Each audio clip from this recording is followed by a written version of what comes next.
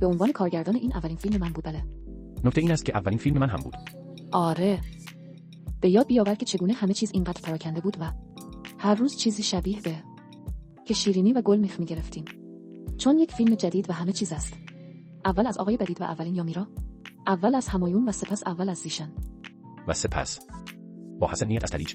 بله احسان نیز و این اولین بار برای بسیاری از مردم بود. شاید هیرا هم. اولین او هم بود. بنابراین ما هر روز چنین شیرینی هایی میخوریم. مثلین راو، آقای اشار محمود. این اولین فیلم همه بود و فقط برای اینکه بدانید. جالب بود درست. من فکر میکنم ما باید این کار رو انجام دهیم. زمانی که از این موقعیت ها و چیزهای خارج شدیم باید. و من فکر میکنم ما باید بدانیم. همه کارهایی که قبلا انجام میدادیم و دوست داشتیم را احیا کنید. آره. خب آیا این روزها به کودکی خود فکر میکنید؟